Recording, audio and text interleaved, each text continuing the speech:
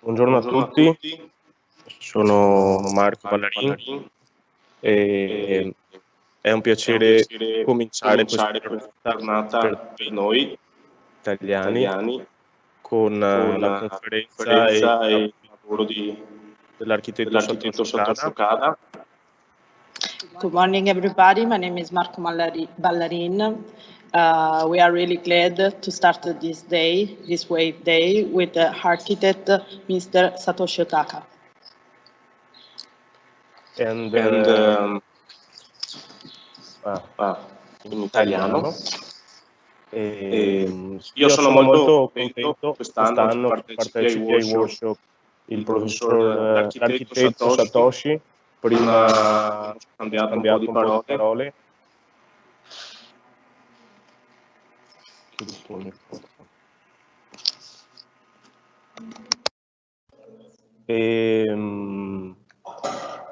A riguardo un po' della situazione, di come stiamo andando il corso, parlando mi ha colpito la sua cortesia, ma anche la sua voglia di mettersi in gioco attraverso questo workshop.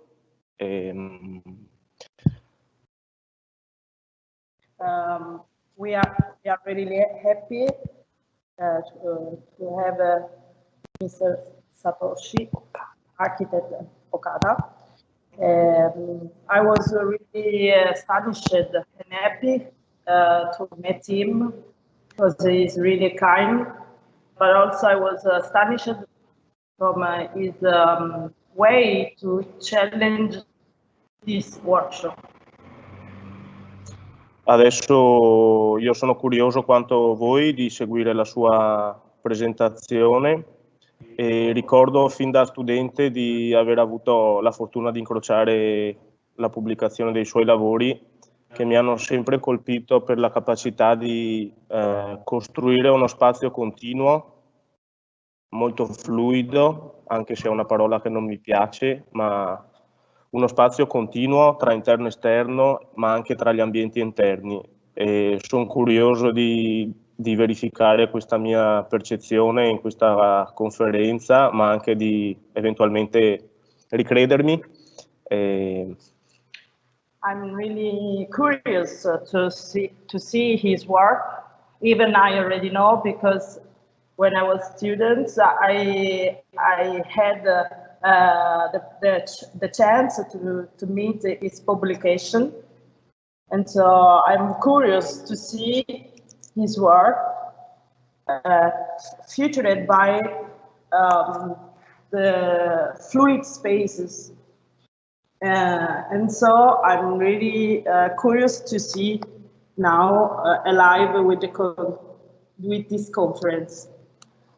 Bene, direi che possiamo passare la parola al professore. So now we are really happy to introduce the professor. I just remember to students that if they want to make some question at the end of the conference, they can use the chat. Thank you.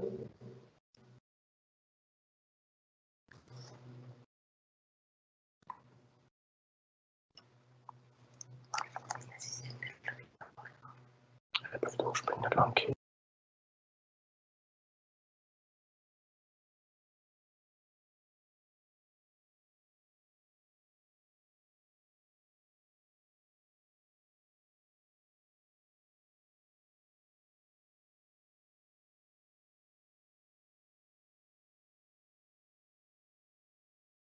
Hello.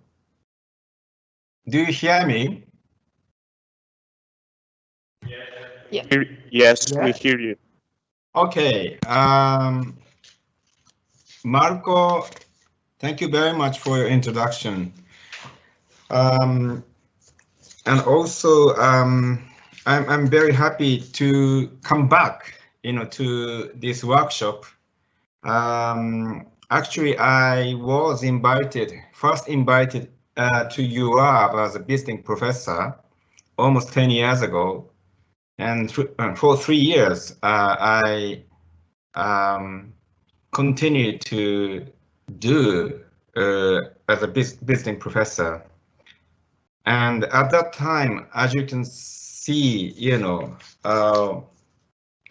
Professor Fontanari was one of the very important friend of me, but I have to say that we're very, very sorry that he passed away. So first of all, before my lecture, I'd like to express my deepest condolences, and I'm so sad, to lose him, this time, because I was so much looking forward to meet him, through even online kind of conversation. But anyway, I appreciate, him, Professor Fontanari, everything so far from the bottom of my heart. That's my important comment to him, also to Iuav. So now I think I should start my lecture. Well, to begin with, my name is Satoshi Okada, lead architect of Satoshi Okada Architects, Tokyo-based architect's office. Also, as a professor in an architecture design, I'm working, for a national university in Japan. As a brief introduction, I will start my slide.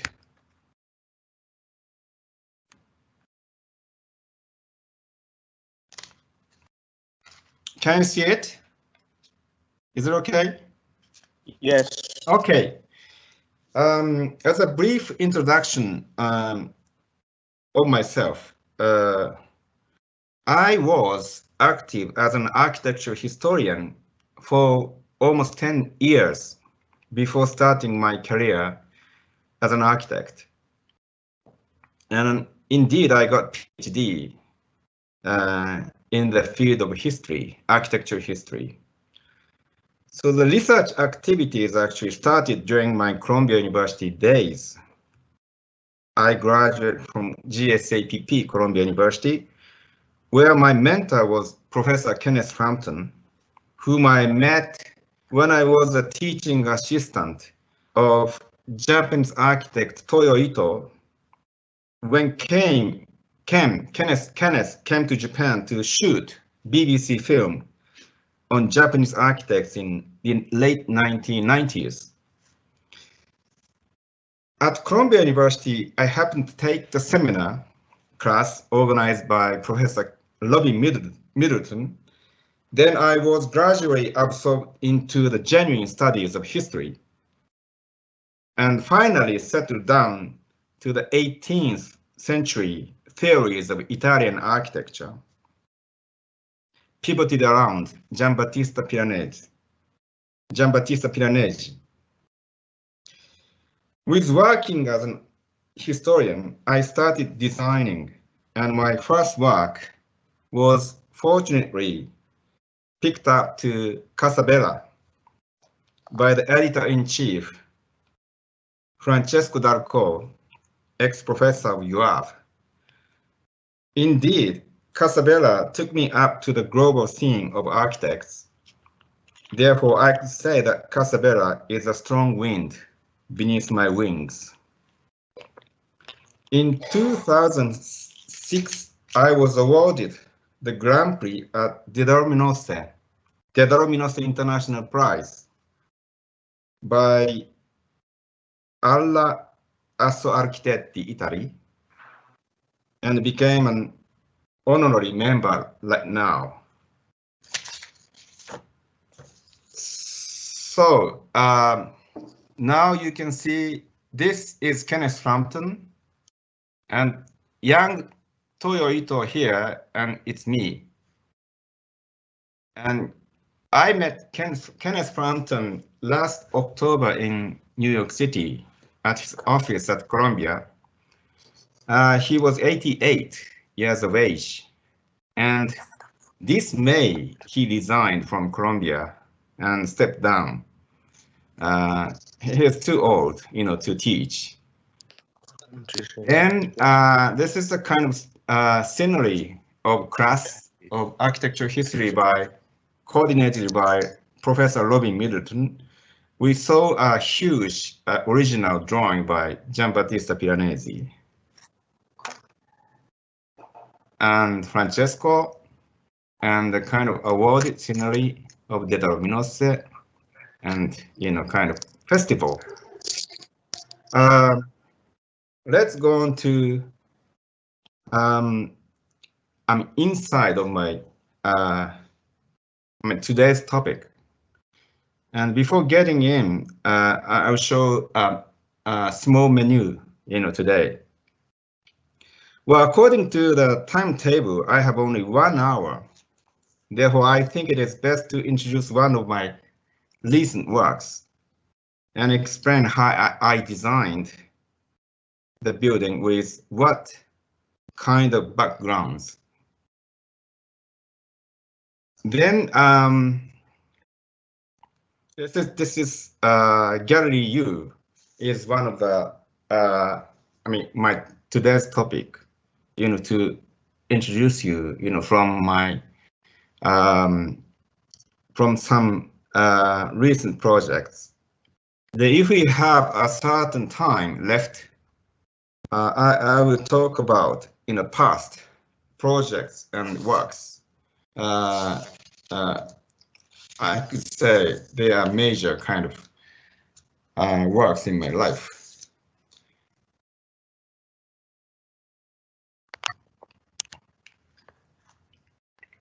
Okay, I want to talk about Gallery U, which is actually completed in 2019, last year. The location is here. It's Tokyo is the central portion of Tokyo is here. Here's Yokohama.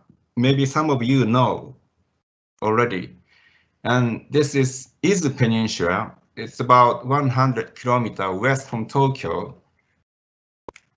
And here is a small mountain from which one can appreciate a very, very splendid view of Pacific Ocean here. This is much closer, and here's a location. And again, this is the place for the site. And as you can see, this is a kind of narrow, but it is major kind of stem, from this portion to this portion. And the kind of public road leads to the site. The owner's site is very huge. It's like 6 hectares, means 60,000 square meters. He bought a kind of a part of mountain from the top to the ocean side, from here to here. And this is actually the main building. The owner actually asked me to design 2 buildings, 2 stages. The first stage is Villa U, completed in 2012. And it is actually located at the very, very tip of a mountain, edge of a mountain, from where you can see wonderful ocean scenery. Then now today I will focus on this building, small building, which is Gallery U. What kind of function of the gallery is? It is a gallery for supercars. And it is a small building somehow. Building area is 182 square meter. It means the square, as you can see, this is square shape. And what kind of relationship, how related, this and this is. This is main building. I will show, this main building right after this, but the public road leads to this private approach here. And from here, the bhikkhu coming down along the ramp into this way. And almost this is, one story down and switch back into this way. So beneath, below this portion, this building has a garage for 2 cars. But the owner loves cars. He has about 20, beautiful cars right now. He's a kind of collector of supercars. And he really wished to exhibit, supercars in this plot. So that was the main purpose. He tried to ask me again to design a gallery for supercars. This is a story. Now you can see the original. I don't know this. I'm sorry. Oh. Excuse me.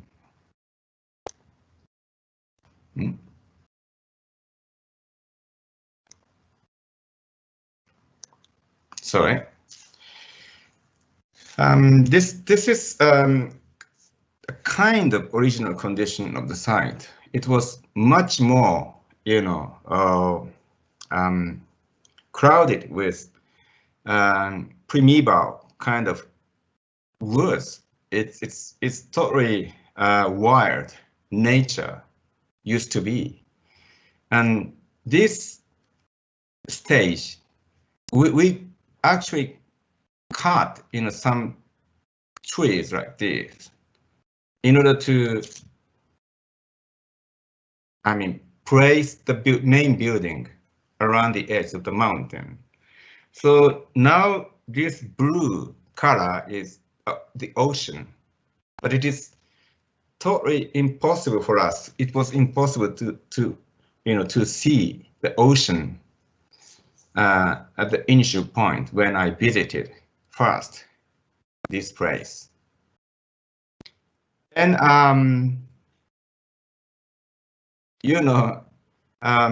when we do not have any clue to design something, probably human being try to tend to have want to have a clue to design, and I found it is a kind of pure geometry at this moment. So I draw 50-meter diameter, a kind of circle like this, and the semi-circular kind of enclosure embraces the living dwelling spaces inside. It means outside is just to protect against something wild, like very strong wind or noisy kind of a noise from vehicles, along this road, public road, or even lamps, at night, because this mountain top is usually very dark. So it's a beautiful place to appreciate, numerous stars, particularly in the clear night. But this is like a very important public roads. So where a car is often going back and forth. So at night, the environment is destroyed by the lamps of vehicles. So it means this fortified milieu and the bus nature must be important in order to secure their daily life in this villa.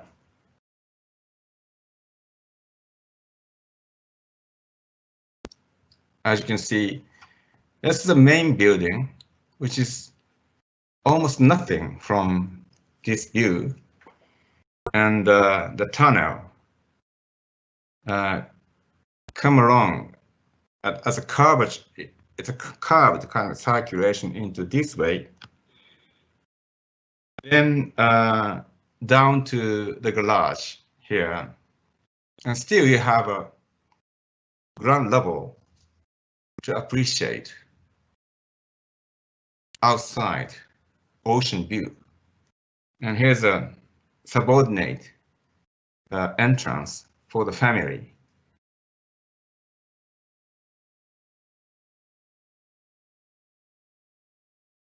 From the lower level, one can walk along this narrow lamp on foot towards the main entrance here. This is a narrow kind of walk, a lamp. Then leads to this main entrance. Now it is a kind of new world for something new towards ocean. Here's the ocean, as you can see, some islands, and Izu Peninsula is here. The main entrance is here. So this is the kind of line for the door. So when you open up, get into this portion, take off shoes. This is custom for Japanese people, and up on the second level. This is actually upper level.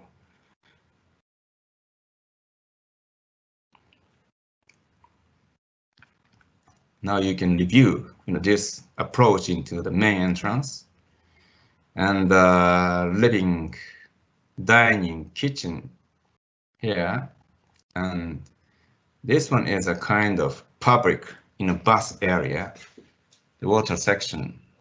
So the public and private, space is just divided in by this narrow kind of bridge from both area. Again, this is public, private, and narrow bridge, which is a little bit secluded from the public space realm, with a certain void in between. And this portion is the main bedroom for privatized space for the family, and which is facing towards this sloping terrain, which get the sunlight reflected into interior space.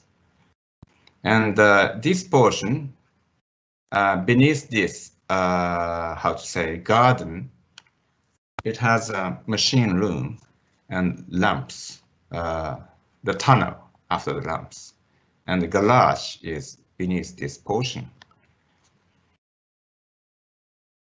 It's a public bus, which has a kind of shallow basin, water basin, about 3 centimeter depth, and the large terrace next to this basin.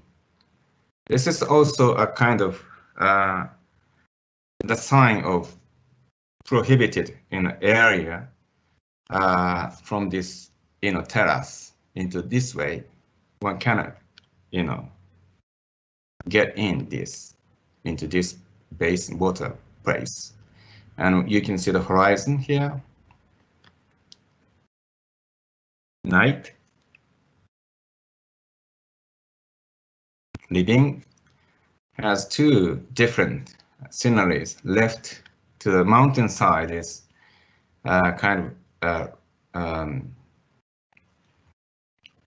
this is actually artificial garden, but it is totally clear to appreciate for the kids playing around here.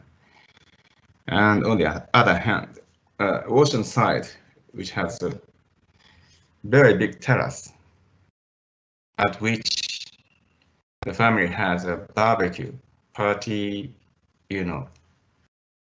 with many friends invited to this villa. From garden to the ocean side, the terrace. This is, as I told you, that small bridge.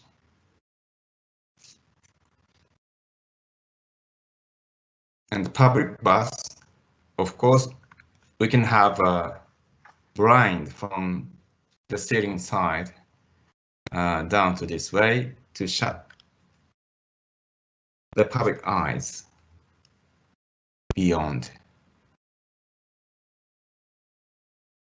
From the gardens, down garden side, again from the ocean side, double-storied building is clearly seen from this side, and these big stairs leads to the upper level, or from upper to the downstairs. It's a kind of very important circulation.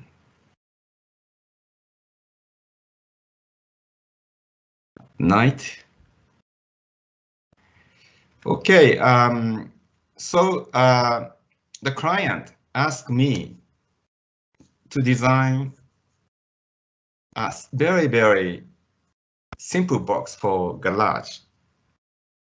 But you see, simple building is the most difficult for us architects to design, because talent and ability are absolutely required, to design this kind of simple one. Of course, it's easy somehow to make a simple box in any way, like iron frame structure. Even we can make a very fat column and big beam. It's easy way. I mean, it's quite easy to do, in such a way. But the client wish to have something more beyond his expectation, and also beyond our expectation of ordinary people. And I fully understand he wants to do something new for him and for the society, even for the culture for the next generation, because he is quite rich, but he's always contributing to spending money for social activity. So I always sympathize with his contribution to the society to promote cultures. And probably, he picked me up, as a kind of making, building concrete, realize, something new for the next generation or next culture. Then So I understand his, intention. So I was so nervous somehow, because his requirements is like this. I wish to have at least 6 cars, at most 8 cars, to be exhibited in a simple building. The budget. Talking about budget of this project, it's 1 million euros.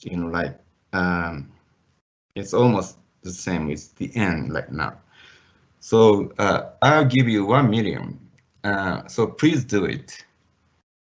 But if we have the scheme of reinforced concrete structure, it is much more than this budget, we thought. So that's why I just judged to make it by a very, very slender structure with beautiful quality of transparency. This kind of building must be good for this. And now this is the place for the garage. So used to be exposed carport, for visitors to this villa. But now it is going to be a garage for beautiful cars. So this is the place of bamboo forest. He is just creating, new kind of paradise with bamboo, and now it is much taller and the very thick green comes out. And so I, before considering my design, architecture design, I think this is my a kind of way of doing, as an architect. I try to sense the atmosphere of the site in walking around, in a couple of hours. And I'm always waiting, something happened to me in my mind. So not doing positively from my side, but waiting from other side, if I may say so. This is the way of designing, probably in my life. In short, I could say. So this time too, I was walk around this environment for an hour or so, and I happened to find, this painting.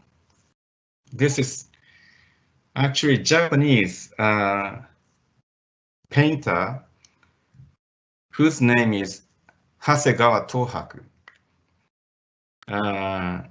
The title is Pine Trees. It's very simple, but it is, we call it W.A.Ve. It's a folded screen. Functions like a partition between space A and space B by just putting folded screen. It was actually painted in 16th century. It means almost 400 years ago from now. And I just remembered, this kind of scenery, because at that time when I visited again, this site, it was cloudy, some, foggy, and but it is quite interesting sunset, beautiful sunset, at the end of the day. So, you know, I thought, what is the main character for this building? For the gallery of, you know, cars, beautiful cars. It is cars, not architecture, not building. So I think we should, no, I should emphasize the cars rather than building. This was the kind of initial kind of inspiration I got from the heaven somehow, you know, to just proceed our design activity in my office. So this is totally another story, you know, I have to start. As I told you, and I used to be an architecture historian about Settecento, architettura italiana. And I was so much interested in the first modern, you know, architects in Italy. I think you should, you know, be proud of it.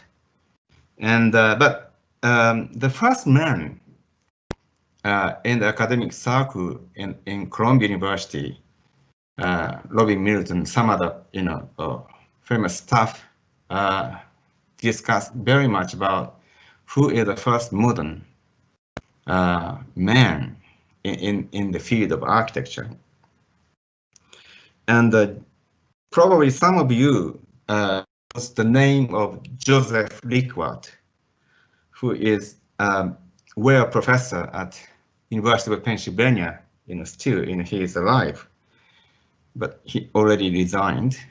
He wrote the famous book named The First Moderns from MIT Press. I think I remember it is 1970 or something.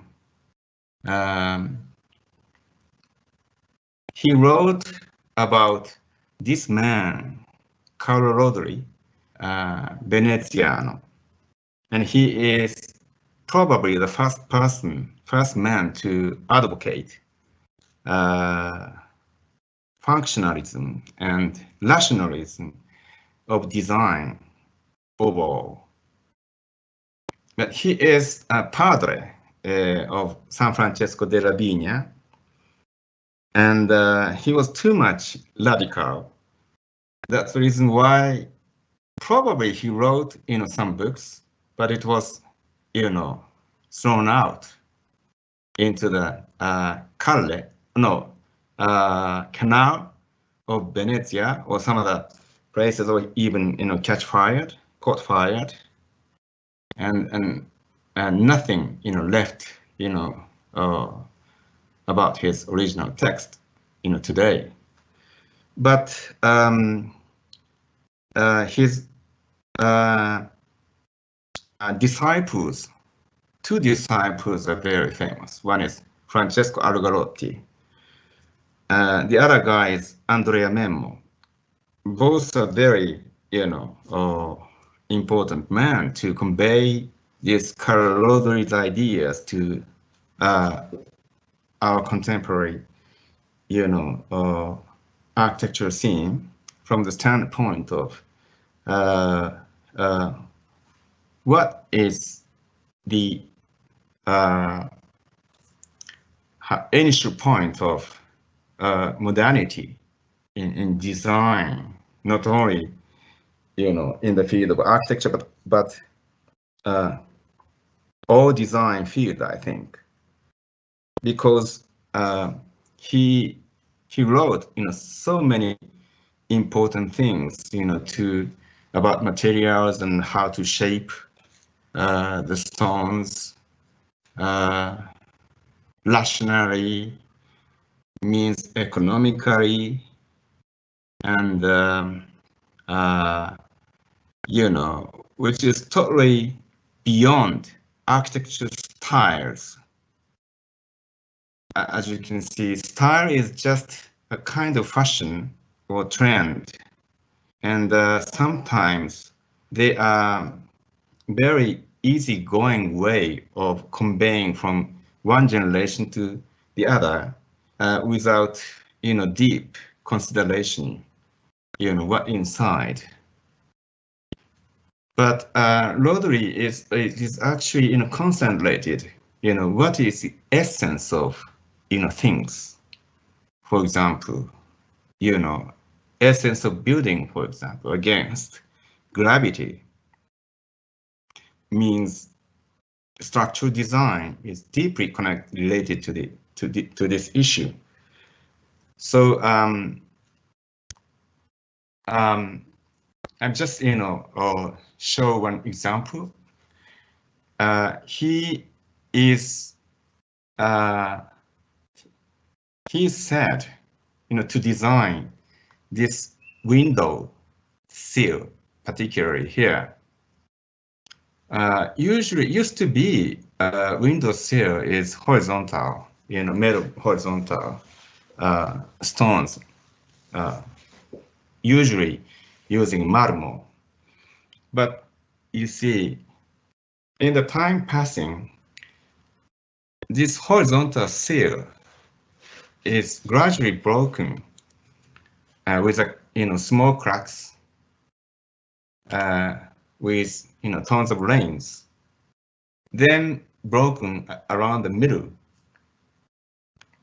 But Rodri designed this kind of window sill applied with the curvature of catenary curve.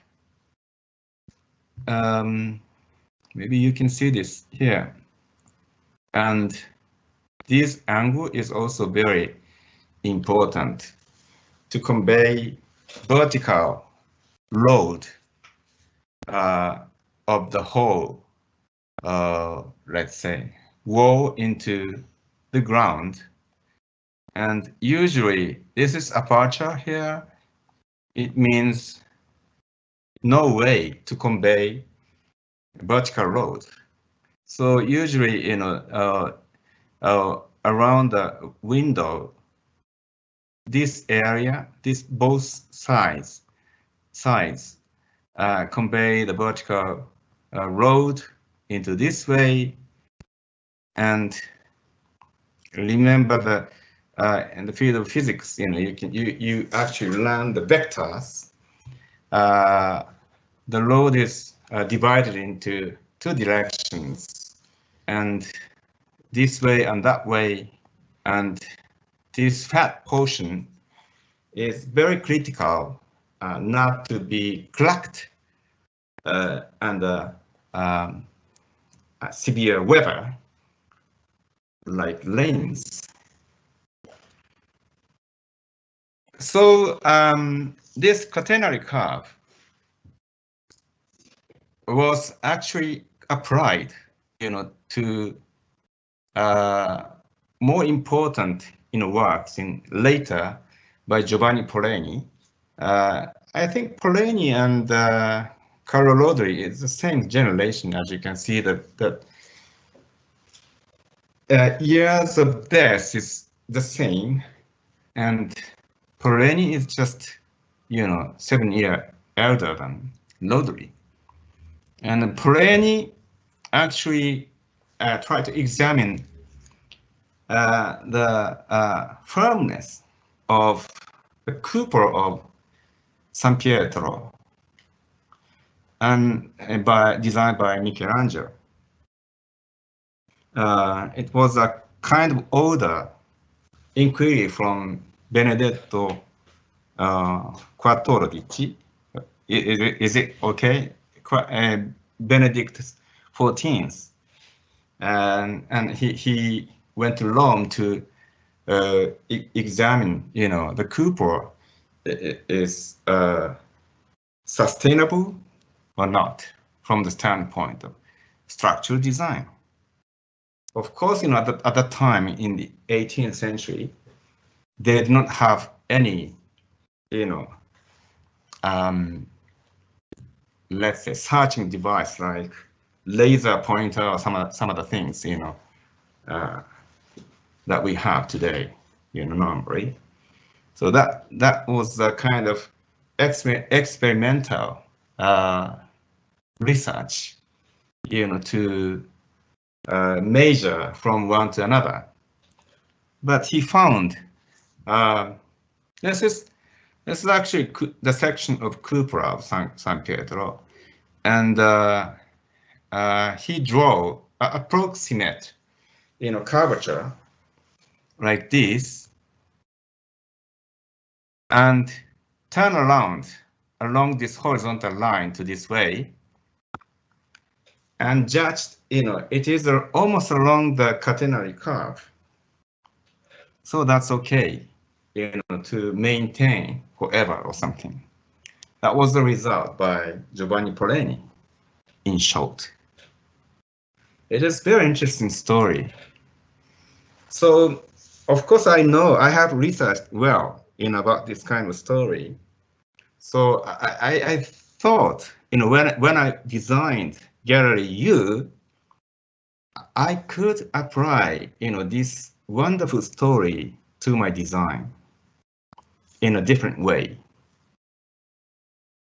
because I do not want to, use stones, at the moment. Next one is, of course, this is very important person. French 19th century, I think a giant, for restoring, Gothic architecture. His name is Viollet-le-Duc.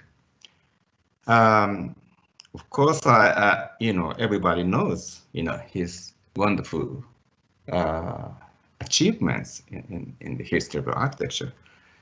And one of his wonderful things is marché, so the marketplace. This is just a design. It's like sketches, small sketch by pencil, and I don't know. It's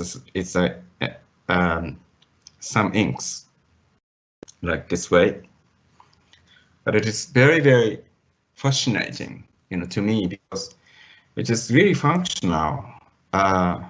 Usually, we have a very, or big columns, coming down straight down to this way, which means, lots, columns are on the marketplace. It is somehow obstacles, for more freedom, in terms of activities, for marketplace. So he tried to make this kind of V-shaped column by iron. This is a schematic drawing section. Usually, used to be, it has a stone column here, stone column here, and stone column here. So we can reduce the basement to load, against the load from the above the building. So of course, this, evidence in the world of architecture history. Then I thought this is also applicable to my building. Now, getting back to the story about Gallery U. This is Gallery U here, and this is Gallery U. And this is a plan, very simple. Just one edge is, this is 13.5 meter, also square shape. This is 13.5, and ceiling height, or the highest point of the height of the building is 3.5 meter. So and totally symmetrical composition. So, but I not, you know, I was not so much conscious of a kind of classicism or something like that in the past. Symmetrical composition is the most rational in the shape for machina. So that's why I just applied. Now how to compose this building. This diagram shows roof and the kind of beam network, then column and basement. And the building has actually basement, a kind of pit for 3 cars. So 6 cars in total, adding 3 cars up above. Then this beam, particularly the bottom line, delineates the catenary curve, very, very gentle catenary curve. And the column, as you can see, this is V-shaped column applied from Duc Marche section. This edge is about, no, it's strictly speaking, is 13 centimeter height. So it's very, very thin. Looks like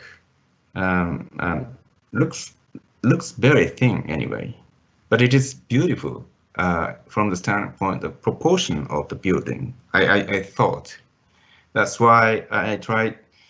I talked to my design staff to make it 10 centimeter, 12 centimeter, whatever, and tell me which is the best.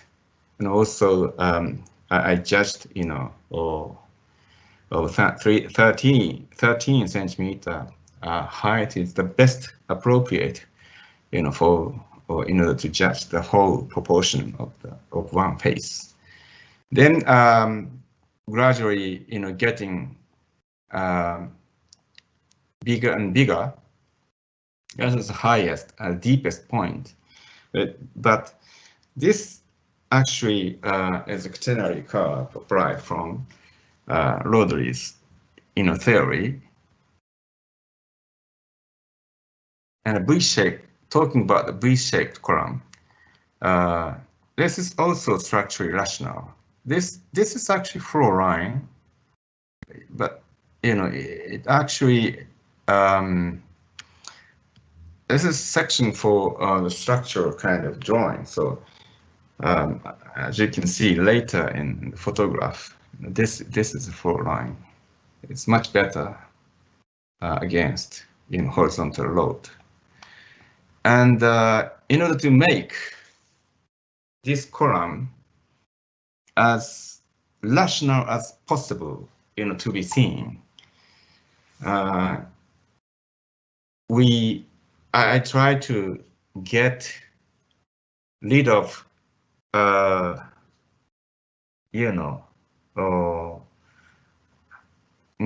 to say something too much. And so this shape of the column delineates the structural strength against horizontal load as it is. This should be fat, getting slender into one point, meeting at one point. That's all. And different direction you can see.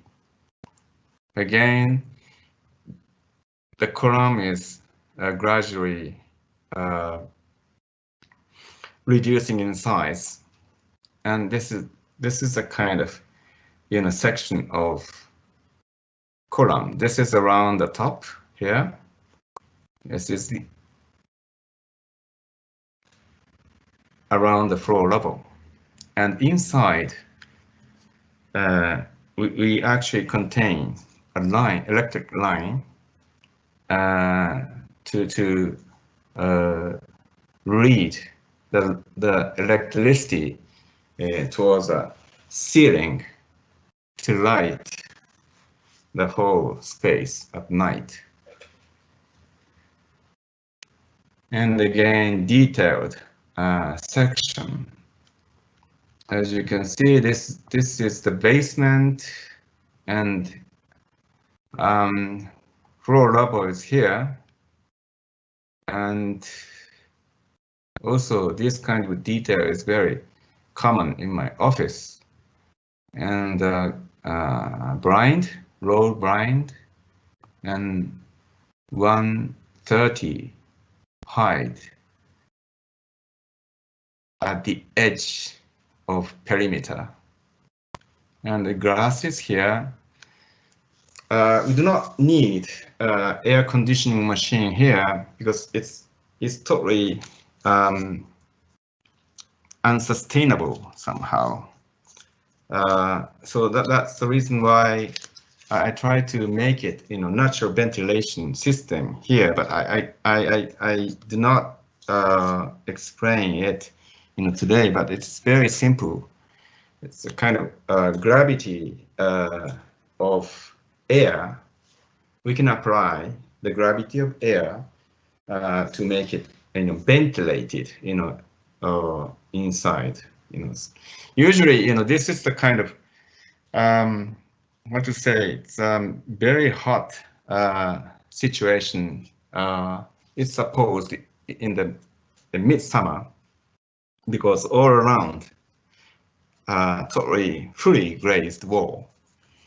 So the hot air comes up with tons of humidity, and we should, pull this hot, humid air into underground.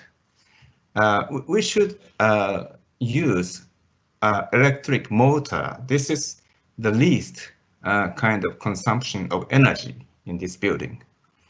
But it is generated by solar battery in the hidden portion. So that's okay. And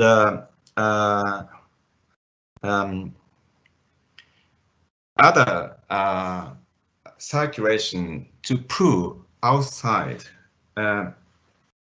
air into this building is also very important, getting through the underground, earth, which is stable, temperature, which makes the hot and humid air from outside make it,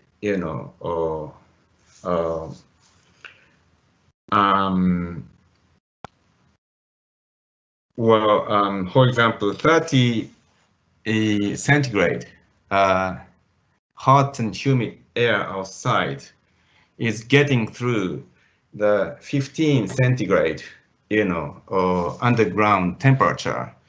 What happens inside in the tube? The water is just, come out, and the dried air is putting up into this gallery space. So the natural kind of how to say, the energy of nature must be fully applied, and we could do that, to appropriate use of natural kind of circulation, particularly using the gap of temperature inside and out. This is construction scenery.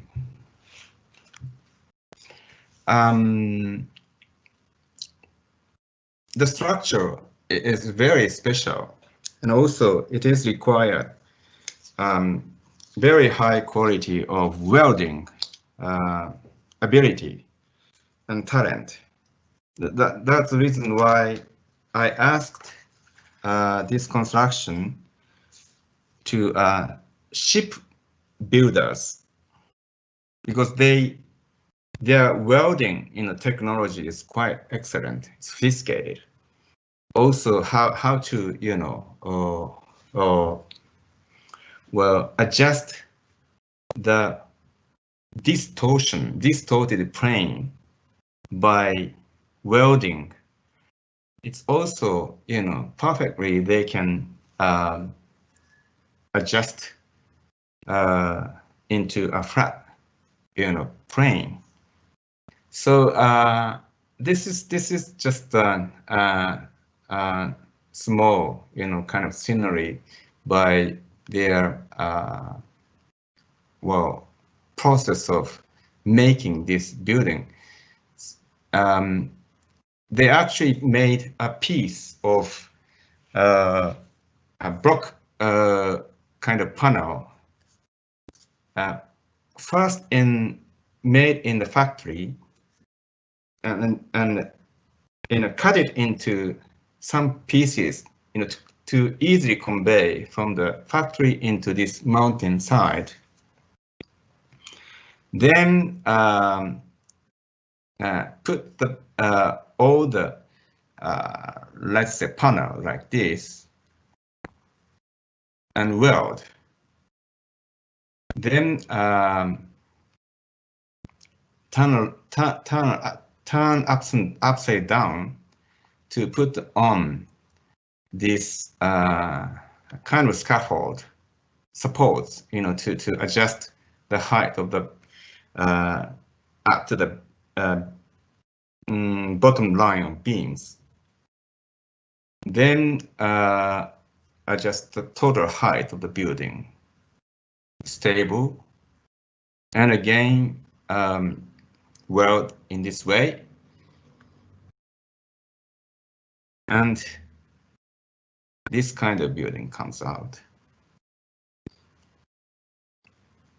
So as you can see, the building is almost nothing about structural element, which is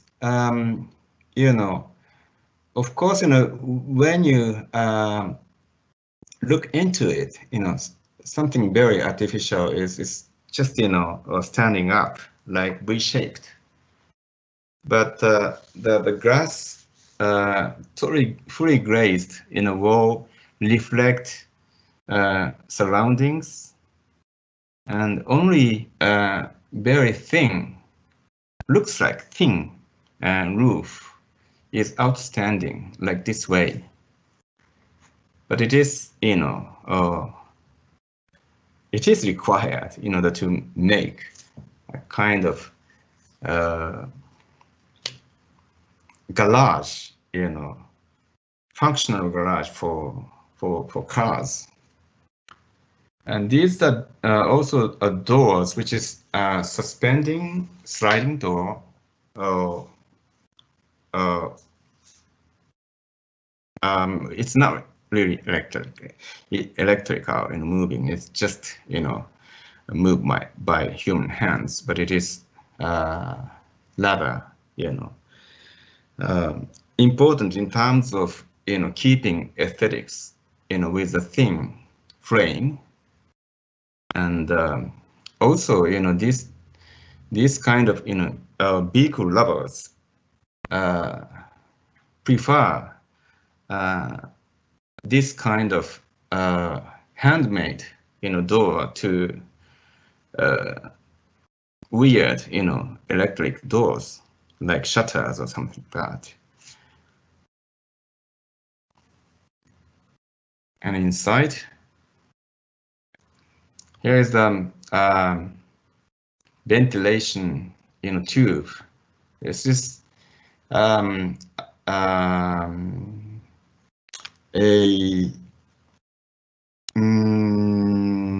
pulling hot and humid air into this way, and the air is come out into the barrier side, and another tube is, running to this way and come out in a short.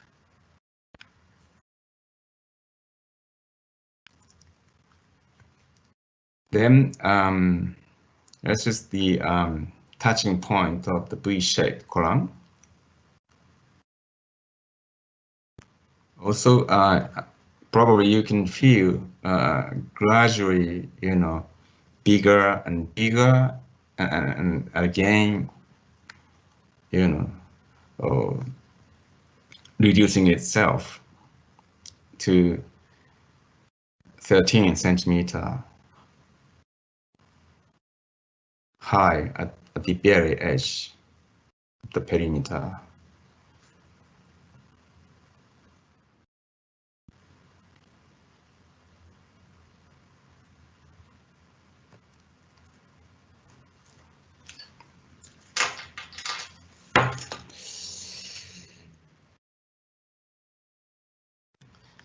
You can see the main building over here, and the fragment of sea horizon it can be seen from here.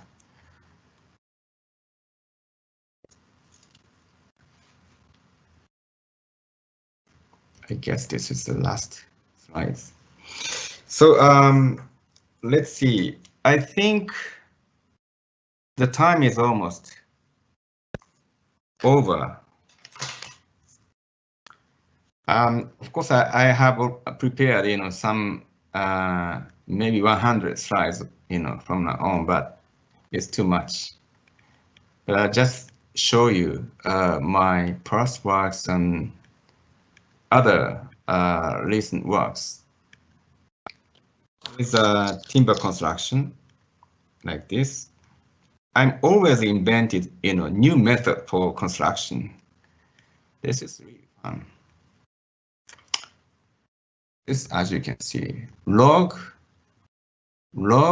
makes a polygonal shape.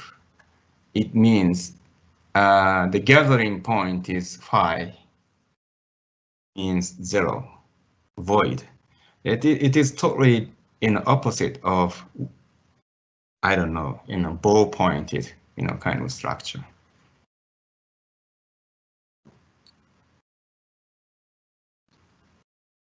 There's a challenges with no columns, made of steel plate, prefabricated in a system. Very thin, less than 10 meter, no, 10 centimeter. This is 7 centimeter, almost, wide for sustaining structure from side. The curvature. This roof is also made of technology of ship builders. This is I designed when I stayed in Venice.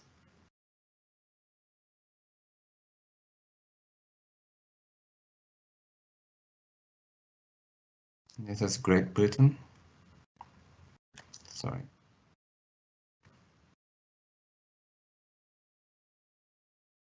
Auditorium in a local town.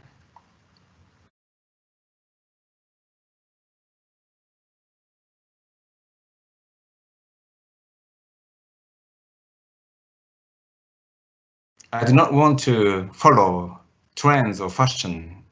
I always do my best, by myself from my bottom of my heart. So,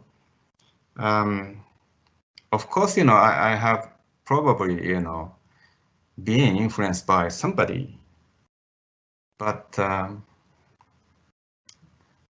this completion and last year, very huge villa in the mountainside.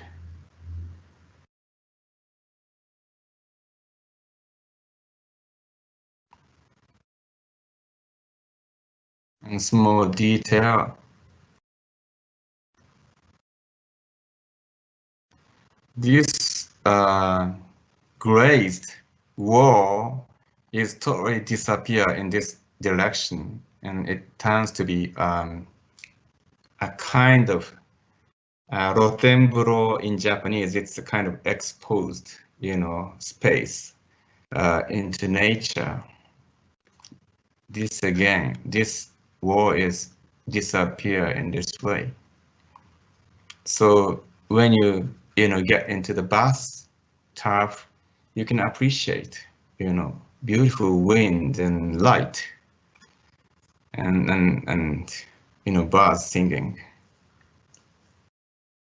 Also completed in 20 last year anyway, 2019 on the ocean seashore. From here, we can appreciate Mount Fuji quite beautifully like this.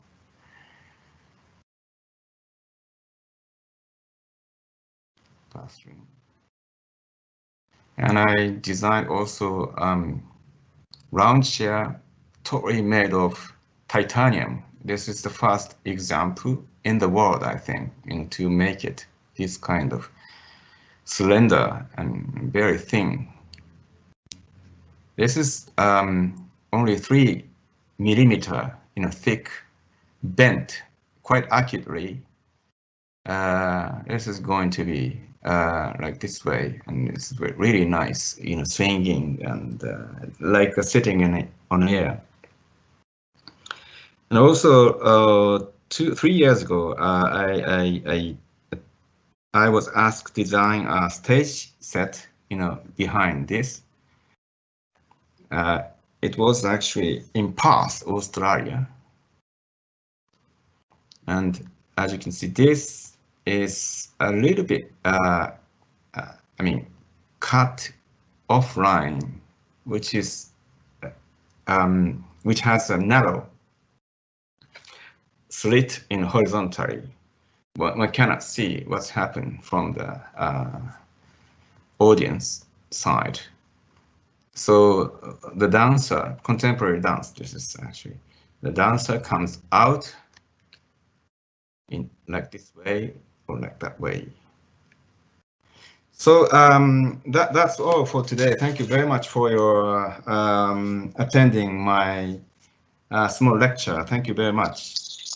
Thank you, Satoshi. Thank you very much. Thank you. I'm Marco. Wonderful. I'm divided in so much feelings. So now we try to organize them and to talk with you a little bit more if you want. Waiting for, let's see if some students or yes will participate, asking something, but we are here with our staff and Daniela, so I don't know.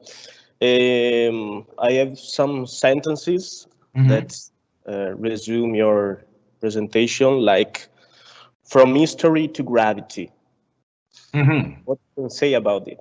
No, you can say you had said so much about it, but if I sentence your work with these 2 words, how do you feel? From history to gravity. History. One is history. From history to gravity. From history to gravity. Gravity. Hey. Okay. These are 2 words that you used, but I think your presentation, your work, we can synthesize with this sentence. I don't know. I feel it's something good. Okay. Well, probably well, let's say I talk about this story when I explain about Carl Rodri, I think. And well, gravity, or let's say, shall we say, a terminology of universalness, a universality or something like that, something universal. Basically, I believe there is something universal, or let's say, to human society. And one of, for example, one of the things is I'm always talking about this peredoka. Peredoka on your skin. For example, Yes. Even if you have blue eyes, black eyes, or black skin, or yellow skin, white skin, whatever, what languages you are using, peredoka, bumped skin, it is commonly happens on human skin, human body. And I think gravity is also universal somehow, wherever whenever you are on the globe. Yeah. So yes. Structural engineering or structural design is always fighting against gravity. Of course, there are some other factors like earthquakes or wind, some other things. Gravity, but wind, earthquakes, and some additional elements are always moving and changing from place to place or time to time. But gravity is always stable, like vertical load. Yes, but So it's just for this. It's just for this reason of this kind. I can. That I think your work is very interesting. Satoshi, could you hear me? Yeah, it's not quite well. Your words just cut off, at some point, so I cannot organize, Okay. Let's see if we are some problem with our stuff.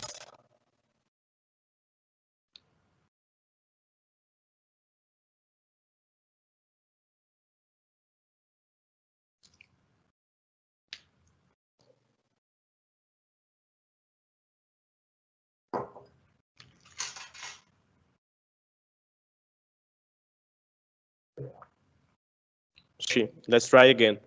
Okay. But it's just, could you hear me? Yeah. Yes. So yes. no, it's just I'm happy that you to answer me about these two words. You tell me that are universal issues. So is you confirm my feeling about this, your perception on architecture, and that your work show us.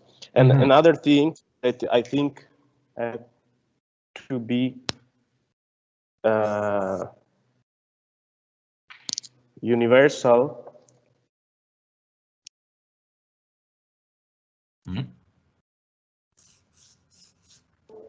It's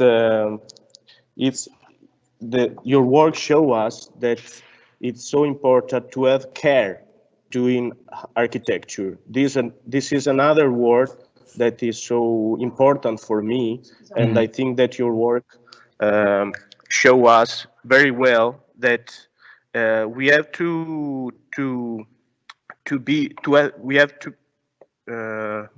we need to have care of spaces, of architecture, working on details, working on our feelings, working on the space while we are where we are working on.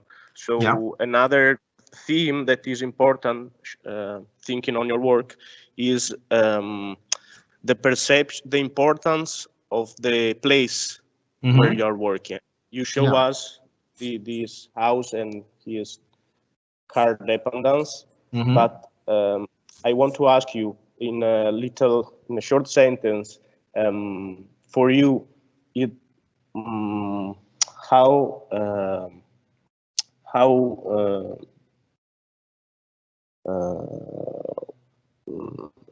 it's so.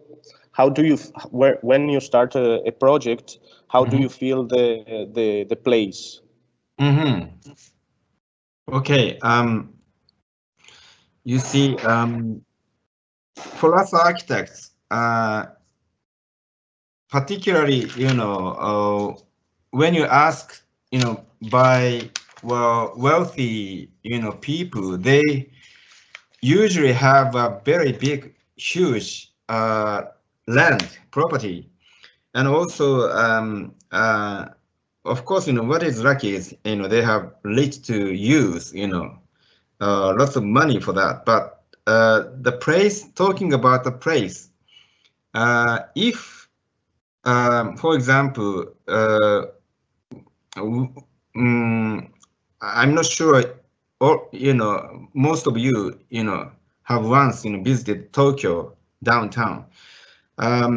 When you design such a, urban, narrow, property in densely urban context, it's somehow easy to formulate somehow, to design, something on the property. But when you are asked to build, something in such a vast, very large, huge land property, it is totally different for me, how to do, at the very first place, first moment. That's why I'm as I told you, in my lecture, I usually, do not want to do anything, from myself. I would say, it again. I am always waiting something from the other. It means environments, or I don't know, any trivial things. I just, happen to see, like shape of the, branch of a tree, or the shape of the mountain silhouette,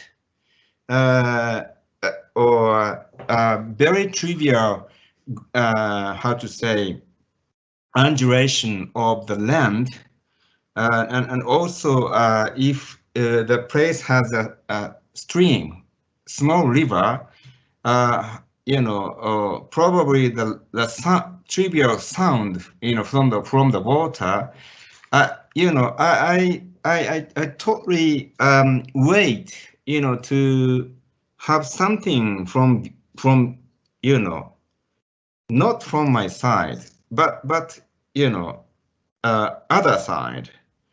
And if I cannot get anything, and I will come again, to visit, and do the same thing. And this, I'm just doing this circulation. What I want to say is, do not too much active from you. you know, when you design, you know, something new. Usually, you know, if you have a very person of confidence, you know, usually people tends to be very arrogant and you know, who misunderstands, you know, I am a kind of almighty or something, but I do not want to, you know, think in that way. I'm always, you know, keeping modesty in myself. So idea is, you know, probably often comes from not myself, but probably, you know, from others. You know, this is just my kind of intuitively feeling in my how to say, long experience, you know, as an architect's career. So probably this is not applicable to everybody, but what I can only say, you know, here is we should be a modest, well, against anybody and also anything, you know, just in front of you and me, and listen to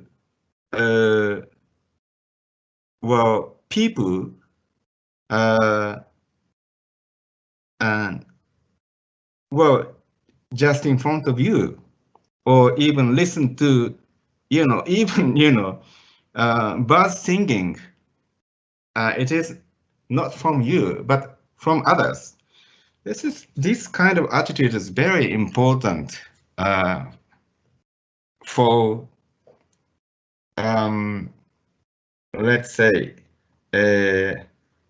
responding the most appropriate to create, you know, most appropriate an object in each place or in each environment.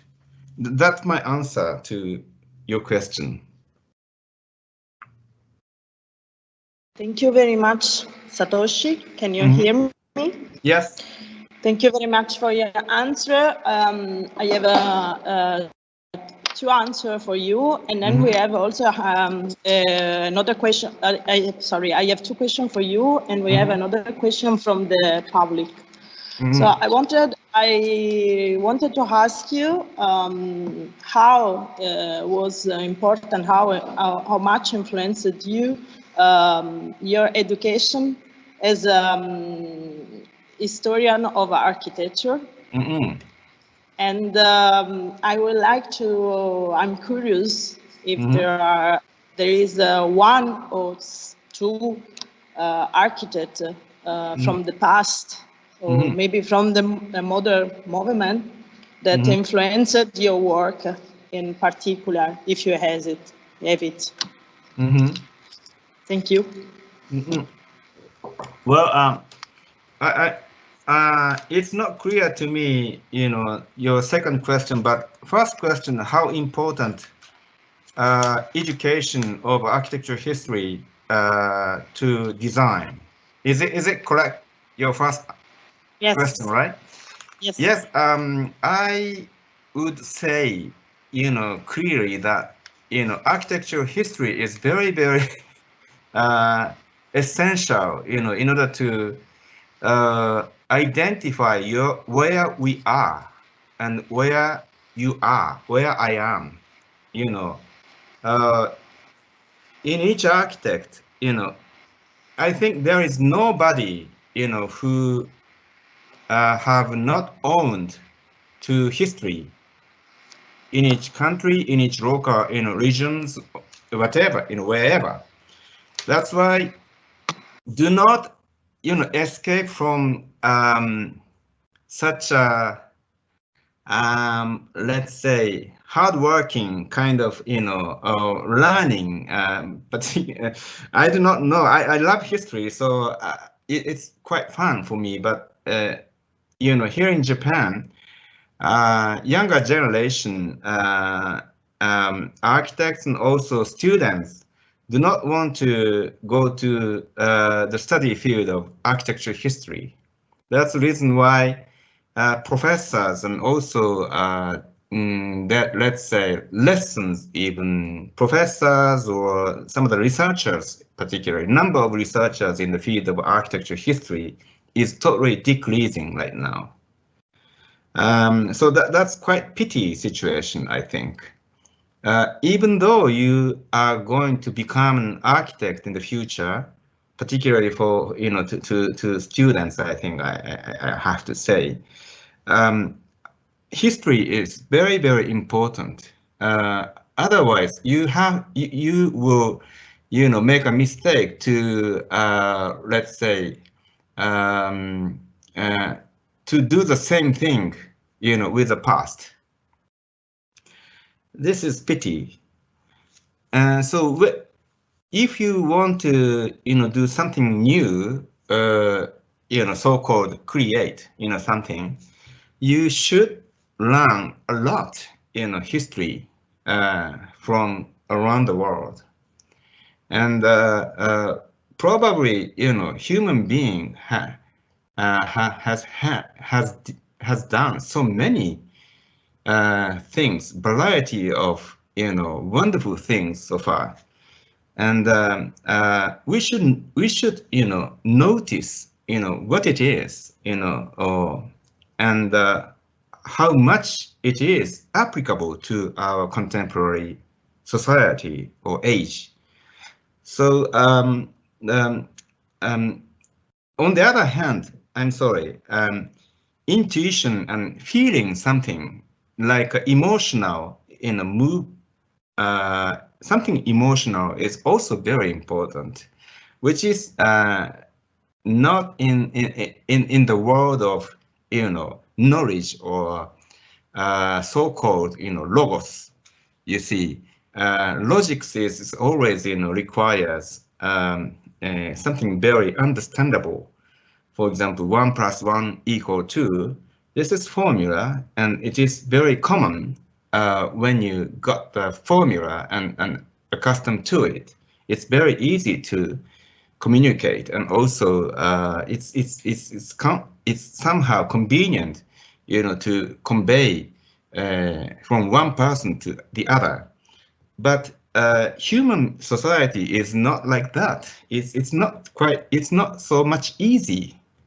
And design issue is like that. I mean, we should enjoy ourselves in such a how to say not obvious, not clear society or environment in general. So in this sense, the most important thing is to sense, to feel something, not, I mean, to understand others is totally false, I think, somehow. 100 understanding is impossible for human being, I think. So we should, so in my workshop, that's the reason why the keyword is leaping. Leaping is the jumping from A to B. When you understand, the others, probably you are required to leap, to feel something, the other wants to say. So a design issue is much more than that. And also, architects, but that's why architects are very fun somehow. Architecture design is very fun. So to sum up, history, talking about history, it is, of course, the object to be rewritten, from time to time, period to period, with new findings, but it is a kind of human wisdom. The human wisdom must be, we should have it, as a basement, a foundation of creation, for creation, towards creation. But real creation is beyond the wisdom, that we accumulated, in myself, in yourself, in ourselves. This is quite natural kind of attitude, for creation, from architects to the society, people in general in the society. That's my belief. Okay, thank you. We have just 10-15 minutes to the end. So my second question was really short. If there is an architect in particular that inspired your work or something like that, and I was wondering myself if you have some reference in the modern movement of architecture. And then I read a question from the students. Before I read the question, I would like to tell you that some students write, thank you very much. It was really interesting presentation. And so, yes, you have a lot of students that say that was interesting. And the question from the students is, hello, professor. In the Japanese cultural context, you consider yourself more a red or white architect? This I don't understand really good, but I think it's something related to Japanese culture. That is okay. So these are the two questions. Well, if I could say, I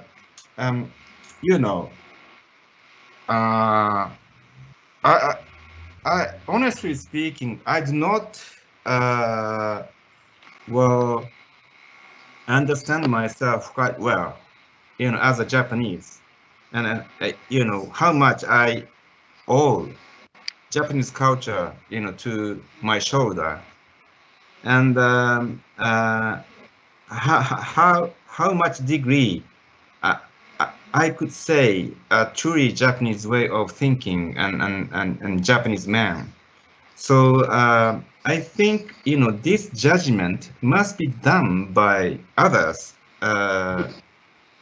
even, other, not myself, but, other Japanese or other Italians or Brazilian, whatever. So I cannot say, but if you, it means not me, you all, or some of you can feel that my works are influenced by some Japanese culture. That's quite interesting to me, and also I'm happy to know that. So I'm not sure this answer is good for the student, but think about yourself. You are Italian, but do you know how much Italian you are? Yes, I get the point. Okay. Yeah. Yes. Okay.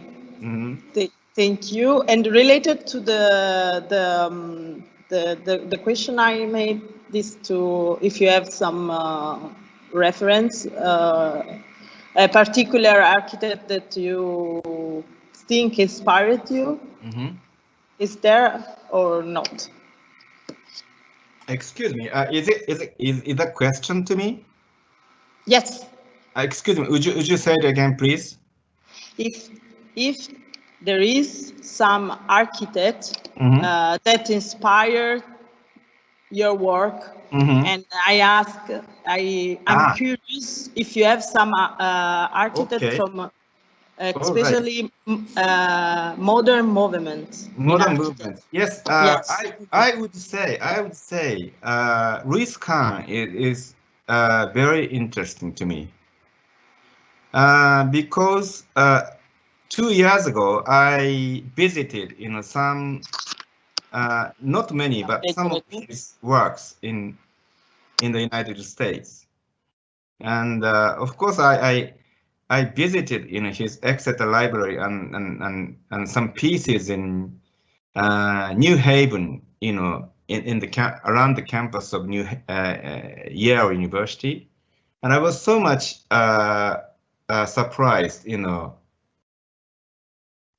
before getting into, before becoming architect, but 2 years ago, it was the age of 50, I don't know, 6 or 7. 56. No, last year I went to America to see Frank Lloyd Wright and Ruiz Khan works with my students, and Ruiz Khan's work was so nice. Of course, many of his works are very, like a mediocre, but some are very nice. But it's very mysterious, to me. So, and also, so that's the reason why right now I have a kind of seminar with my students to treat under the topic of architecture of timelessness or beyond timeless. Because probably many of you can feel that some beautiful architecture has the quality of beyond timeless or timelessness. What is it? I think it's quite interesting topic, probably, or to extend, this kind of topic, among us, internationally. So now we are reading, Immanuel Kant, to Heidegger, to Susan Sontag, and some other, stuff, and also many leadings. My graduate students and fourth year undergraduate students tackling with this difficult topic. So yeah, that this is well, probably, never-ending topic, for human being and also architects, but it is worth, tackling with, in order to clarify. We cannot understand what is it. I know that, but we should approach, to a certain point, what is, what is it anyway? This is a story, I'm thinking.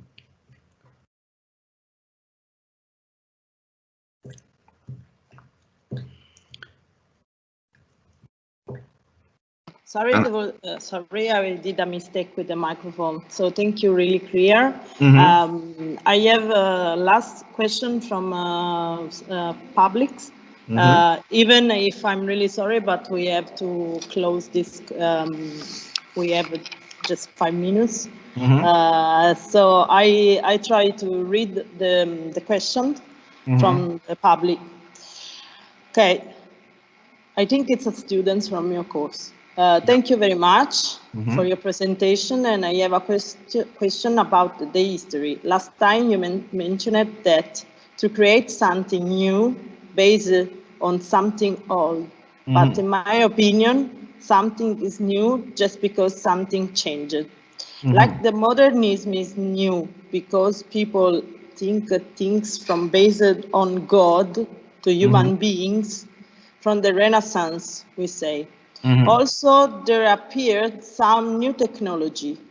So I'd like to ask you how you think about it if the modernism based on old gen, how? It's a little bit long question. Excuse me, I do not understand the last phrase. Yes, I'd like to ask you, think about if the modernism, Modernism, yeah, modernism. yes, based on old gen, how? Is modernism Based on old genre. I think it's wrong. It's wrong. It's not correct in English, but I think it maybe they want to say if modernism is based on the past and how.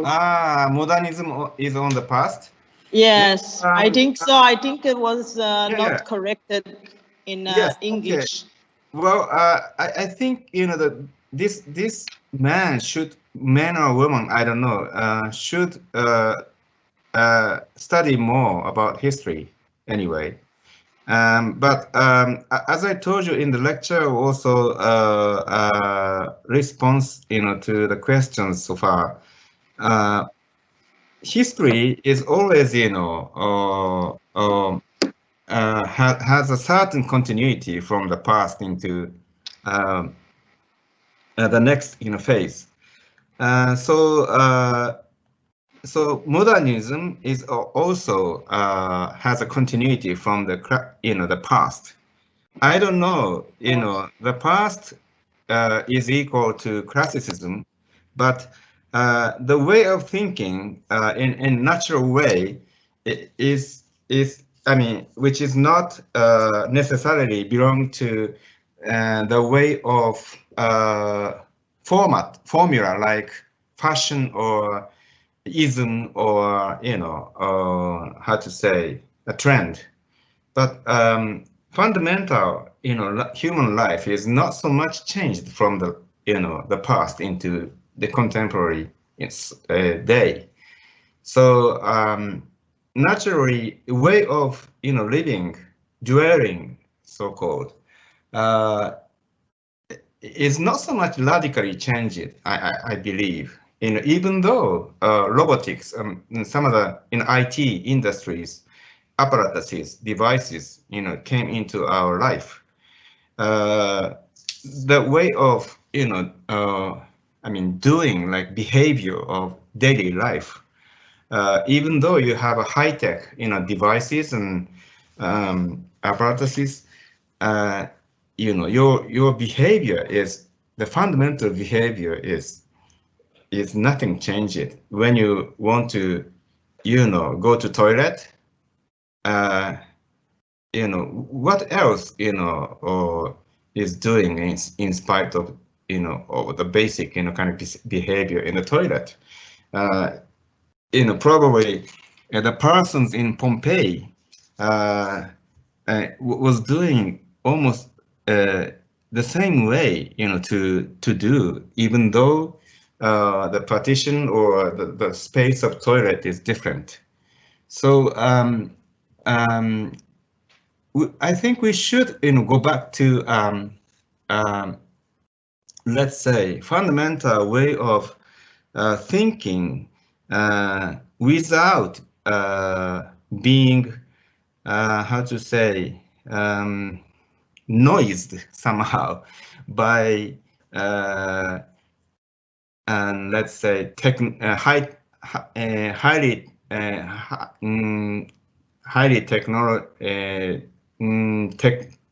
high-tech side, high-tech devices or some of the robotics or even IT, industry devices,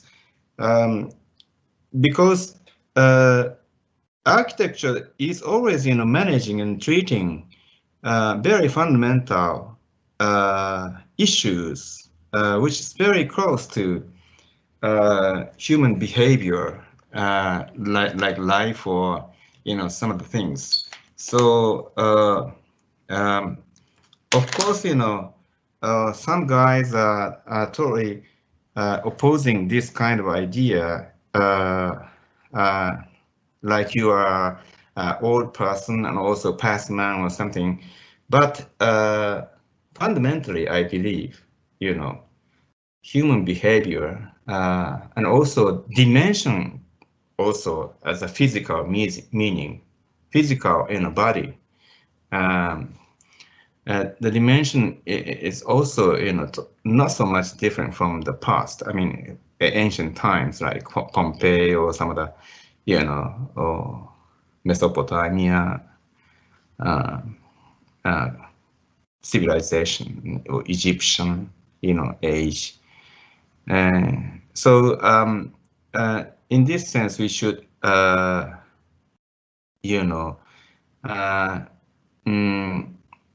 well, to say, if I may say so, go back to the,